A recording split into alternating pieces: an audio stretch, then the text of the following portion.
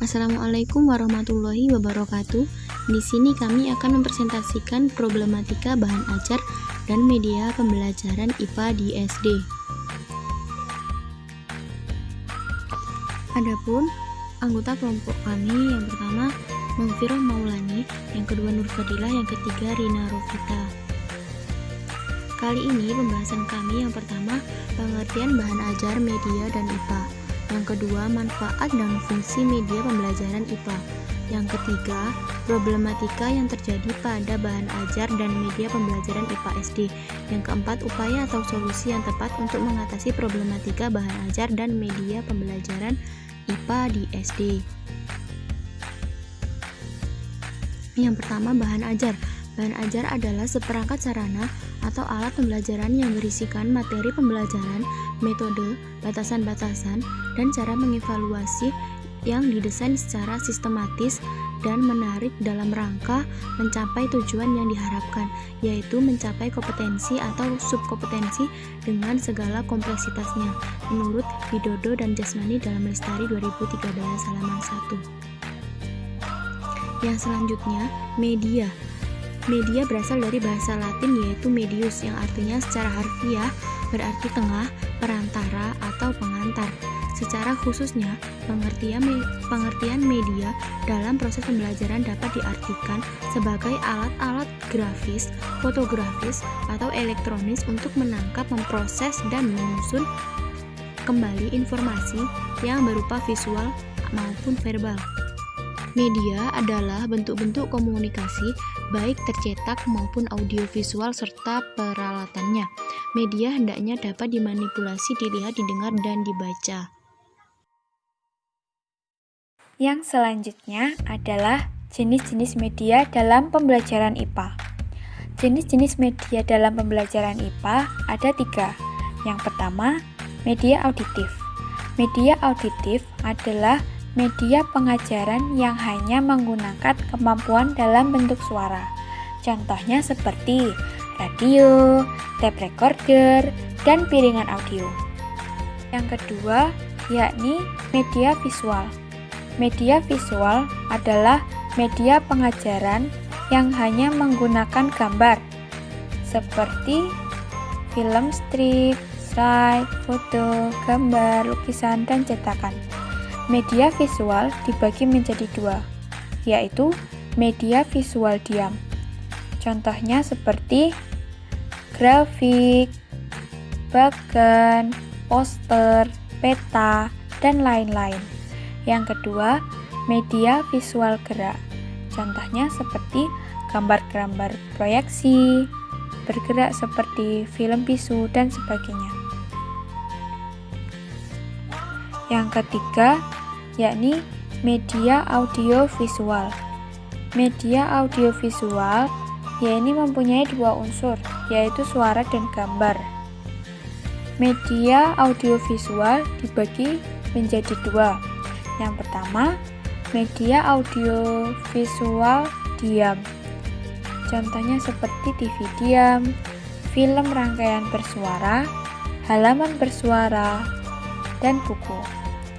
Yang kedua, media audiovisual bergerak seperti film bersuara, TV, dan gambar bersuara. Media yang digunakan dalam pembelajaran IPA di SD. Yang pertama, menggunakan media konkret atau nyata. Media konkret atau nyata adalah benda apa adanya atau benda asli tanpa perubahan. Contohnya dalam pembelajaran rangkaian listrik, benda gas, benda cair, pesawat sederhana, dan lain-lain. Kedua, lingkungan alam.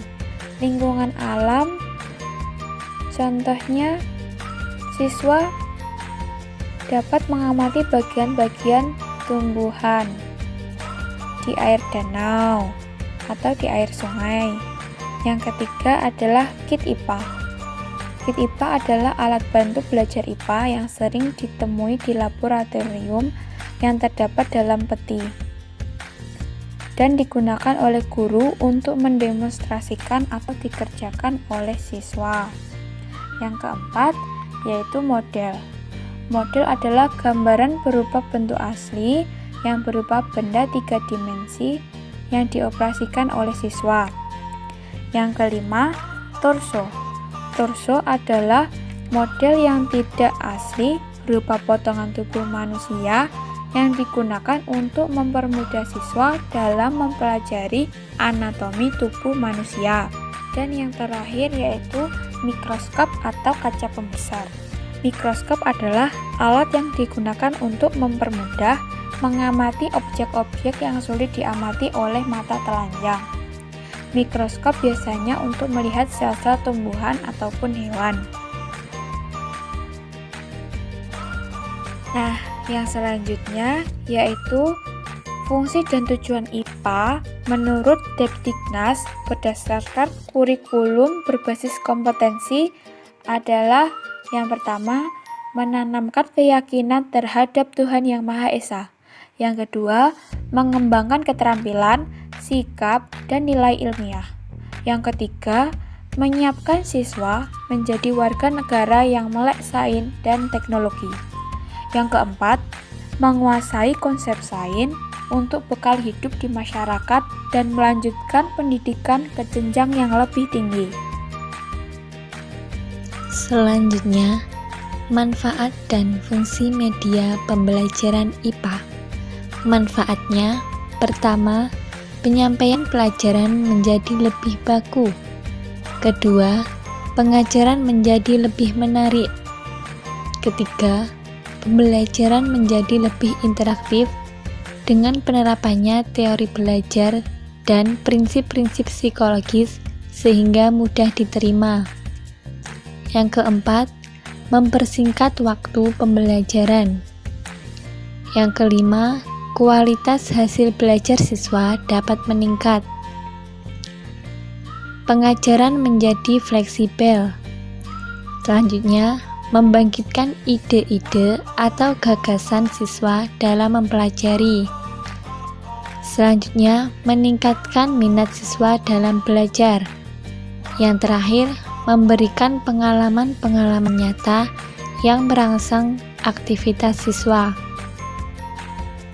Di sini ada fungsi dari media pembelajaran IPA, yaitu membangkitkan keinginan dan minat baru, membangkitkan motivasi dan rangsangan kegiatan belajar IPA. Problematika bahan ajar dan media pembelajaran IPA. Strategi pembelajaran guru kurang tepat, kurang bervariasi, gaya mengajar guru kurang menyenangkan peserta didik. Yang kedua, kondisi lingkungan yang kurang mendukung dan kurangnya penggunaan bahan pembelajaran. Yang ketiga, sains disajikan secara teoritis, belum menggunakan laboratorium secara optimal. Yang keempat, guru belum bisa membuat bahan ajar sendiri dan memilih materi-materi esensial dari mata pelajarannya. Pembelajaran tergantung kepada buku teks yang digunakan sekolah. Gaya mengajar guru yang mengutamakan hafalan berbagai konsep tanpa disertai pemahaman terhadap konsep tersebut. Peserta didik tidak terbiasa menggunakan daya nalarnya, tetapi terlalu terpaku pada buku. Yang terakhir, metode pembelajaran yang digunakan oleh guru selama proses pembelajaran IPA berlangsung secara ceramah. Solusi problematika bahan ajar dan media pembelajaran. Yang pertama, memperbaiki rencana pembelajaran, yaitu dengan memberikan tindakan berupa permainan sains. Yang kedua, pemberian materi pembelajaran harus diperhatikan dengan baik. Yang ketiga, pembelajaran bermakna, di mana penyampaian materi dengan contoh yang terdekat dengan anak, sehingga akan lebih memahami dan dirasakan lebih bernilai. Maksudnya, lebih bisa berguna, bukan hanya sekedar teori, tapi menyenangkan. Yang keempat, gaya mengajar guru yang bervariasi agar anak merasa semangat dalam belajar. Membuat sebuah media pembelajaran yang sederhana namun menarik bagi anak-anak. Yang terakhir, menggunakan metode mengajar yang bervariasi. Nah, itu tadi presentasi dari kelompok kami. Banyak kurangnya kami mohon maaf.